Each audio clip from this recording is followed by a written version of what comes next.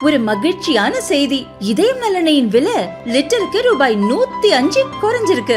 September 2023ல 1 litre இதயம் நலனையின் அதிகபட்ச விலை ரூபாய் 503. ஆனா இப்ப 1 லிட்டர் இதயம் நலனையின் விலை ரூபாய் 398 மட்டும்தான் தமிழ்நாட்டுல. அப்ப இனிமே எல்லாரும் இதயம் நலனை வாங்கலாம் இல்ல?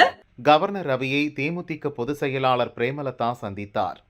அண்ணா பல்கலை மாணவி பாலியல் வன்கொடுமை சம்பவம் உள்பட பல்வேறு விவகாரங்களில் தமிழக அரசின் மீது சரமாரி புகார்களை கூறி மனு அளித்தார்.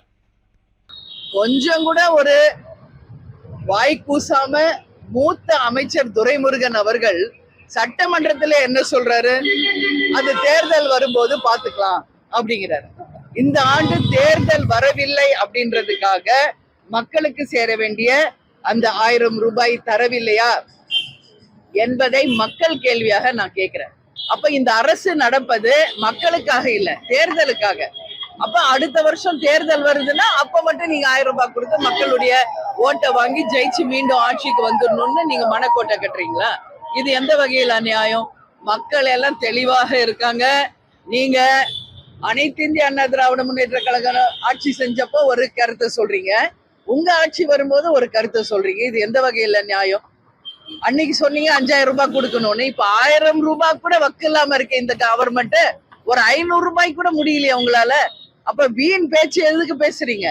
அப்ப வீண் வாய் தான் இருக்குது. அப்போ இந்த முறையை தமிழக மக்கள், ஒட்டுமொத்த மக்களும் இன்னைக்கு ஆளும் திமுகவை கடுமையாக தங்களுடைய கண்டனங்களை இந்த பிரஸ் மீட் மூலமாக மக்கள் சார்பாக நான் என் கண்டனத்தை தெரிவிச்சுக்கிறேன். வாக்குறுதிகளை நீங்க இதுவரைக்கும் நிறைவேற்றல. வரும்போது தேர்தல் முன்னாடி என்ன வாக்குறுதி கொடுத்துட்டு வரீங்க? ஒவ்வொரு வாட்டியும் இந்த வாட்டி ஜெயிச்சா இதை பண்றோம் அதை பண்றோம்னு. ஆனா நீங்க கொடுத்த வாக்குறுதிகளில எத்தனை வாக்குறுதி இங்க நிறைவேறி இருக்கிறது என்பதற்கு நிச்சயமாக ஒரு வெள்ளை அறிக்கையை இந்த கவர்மெண்ட் கொடுக்கணும்னு சொல்லி கேட்டுக்கிறேன். அதே மாதிரி பாலியல் வன்கொடுமை அண்ணா யூனிவர்சிட்டியில இன்னைக்கு பார்த்தா மிகப்பெரிய ஒரு கொடுமை நடந்திருக்குதுங்க. இப்ப கவர்னர்கிட்ட நாங்க பேசுறப்போ அவர் சொல்றாரு, எஃப்ஐஆர் கூட அதை ஃபைல் பண்றதுக்கு 4 மணி நேரம் கழிச்சுதான் எஃப்ஐஆரே ஃபைல் பண்ணியிருக்காங்க. அது மட்டும் இல்லாமல் காவல்துறையை இதுக்கு பெரிய அளவுல இத பத்தி தடுக்கிறதுக்கோ இதுல உண்மையை வெளிக்கொண்டு வரவோ மிகப்பெரிய அளவுல அவங்க ஆர்வத்தை காமிக்கல. ஏன்னா இன்னைக்கு திமுக அமைச்சர்களும் முதலமைச்சரே சொல்றாரு, அந்த ஞானசேகரன் என்பவர் திமுக அனுதாபி தான் அப்படின்னு கொஞ்சம் கூட ஒரு அசிங்கம் இல்லாம ஒத்துக்கிறாங்க. அப்போ ஒரு திமுக அனுதாபியா இருந்தா அவருக்கு எப்படி இவங்க தண்டனையை வாங்கி தருவாங்க? இன்னைக்கு குண்டாஸ்ல போட்டிருக்கோன்னு சொல்றீங்க. நிச்சயமாக அந்த ஞானசேகரன் அவர்களுக்கு மிகப்பெரிய தண்டனையாக தூக்கு தண்டனையை கொடுக்கணும்னு சொல்லி நான் கேட்டுக்கிறேன். இந்த நேரத்துல ஒரு ரயில்ல இருந்து சந்தியான்ற பொண்ணு சதீஷ்ன்றவர் தள்ளி விட்டார், லவ் பண்ணலன்னு, அது மட்டும் தூக்கு தண்டனைக்கு போயிருக்கு அந்த வழக்கு. அந்த வகையில் இனிமேல் சிறு குழந்தை முதல் பள்ளி குழந்தை முதல் பல்கலைக்கழகம் இருக்கும் அனைத்து மாணவிகளுக்கும் பாதுகாப்பு தரணும். யாராவது அதை மீறி பாலியல் வன்கொடுமை செய்தால் நிச்சயமாக அதிகபட்ச தண்டனையாக தூக்கு தண்டனையை தரணும்.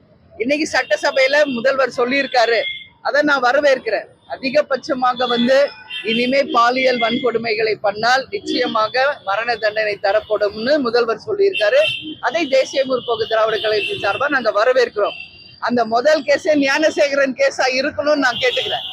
முதல்வர் இன்னைக்கு சொல்லியிருக்கீங்களே சட்டசபையில மரண தண்டனை தருவோன்னு, ஏற்கனவே ஞானசேகரன் மேல பல வழக்குகள் இருக்கு.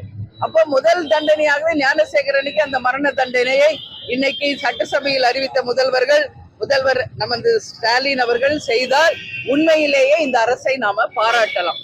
வெறும் சொல்லிட்டு செய்யாதமே இருக்கக்கூடாது என்பது எங்களுடைய கருத்து.